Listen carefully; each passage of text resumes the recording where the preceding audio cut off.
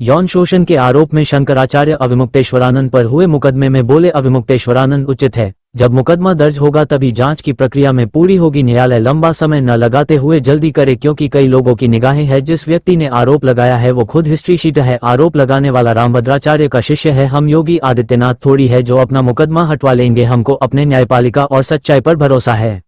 गुरुजी, Moscow act को लेकर के कोर्ट ने मुकदमा दर्ज करने का आदेश। हाँ ठीक है, वो उचित है, क्योंकि जब मुकदमा दर्ज होगा तभी तो उसमें आगे की जो प्रक्रिया है जांच की, गवाही की, वो सब पूरी हो सकेगी।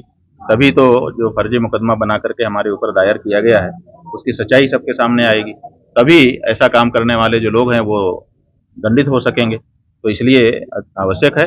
हम यही कहना चाहेंगे कि न्यायालय लंबा समय न लगाते हुए इस पर थोड़ी सी द्रुत गति से काम करे, क्योंकि बहुत सारे लोगों की निगाह इस पर लगी रहेगी। तो जल्दी से जल्दी इस पर गवाही साखी करे और निर्णय करे। जो गलत है वो तो गलत ही है, जो फर्जी केस बनाया है वो तो फर्जी ही सिद्ध होना है। गुरुजी, आप बता दें कि कोर्ट में आपने सबूत भी आरोप लगाए हैं। बात यह है कि सनातन के ऊपर आरोप लगा कौन रहा है? आप देखिए, किसी विधर्मी ने थोड़े लगाया है हमारे ऊपर आरोप। जिस व्यक्ति ने लगाया है वो खुद हिस्ट्री शीटर है। उसकी पूरी हिस्ट्री शीट शामली जिले के कांदला थाना में दीवार के ऊपर जो हिस्ट्री शीटरों का नाम लिखा हुआ है उसमें 34 नंबर पे उसका नाम लिखा है। ऐसा हमको बताया, लोगों ने फोटो भी दिखाया उस दीवार का।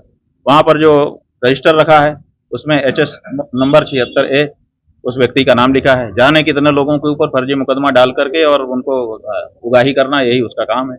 वो व्यक्ति रामभद्राचार्य का शिष्य बन जाता है और रामभद्राचार्य जी की शिष्य होने के बाद वो आकर के हमारे लोगों के ऊपर इस तरह का आरोप लगाता है। तो आप समझ लीजिए कि ये आरोप कोई विधर्मी नहीं लगा रहा है।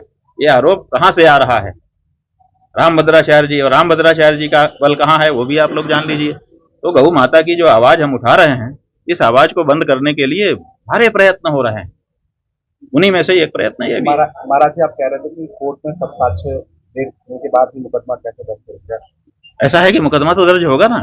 बिना मुकदमा दर्ज हुए जांच कैसे होगी? और बिना जांच के अगर खारिज कर देगा तो आप कहेंगे साहब बिना जांच के खारिज कर दिया। इसलिए मुकदमा दर्ज होकर के उस पर जांच होकर के दूध का दूध पानी का पानी होना, यही प्रक्रिया है। और ये प्रक्रिया बिल्कुल सही है, हम स्वागत करते हैं। आगे कार्रवाई आप आगे से कैसे तैयारी करेंगे? हमारी क्या तैयारी है? देखिए, जो सच है उसको क्या तैयारी करना है।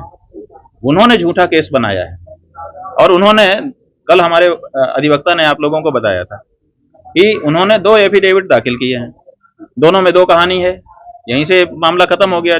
एक व्यक्ति शपथ पत्र पर 2 कहानी देता है, इसका मतलब उसकी एक कहानी तो झूठी है ना। आप इसी से अंदाजा लगा लीजिए। तो और बाकी जो कहानी में जो कमजोरी होगी वो वकील वहां पे खड़े होके कोर्ट में बताएंगे। उसको हम कैसे आपके सामने बताएं? इसलिए कोई इसमें बाधा नहीं है।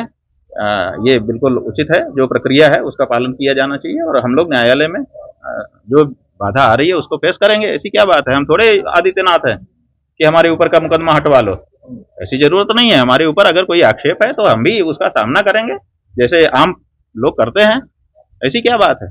और हमको अपनी न्यायपालिका पे भरोसा है और अपनी सच्चाई पे भरोसा है। क्या किस बात की चिंता? ठीक है। और गौ माता का आशीर्वाद है। गौ माता के लिए निरंतर हम लोग आगे बढ़ रहे हैं, बिना डरे बिना भय खाए, और बढ़ते रहेंगे। आप कैसे चुप करा लोगे?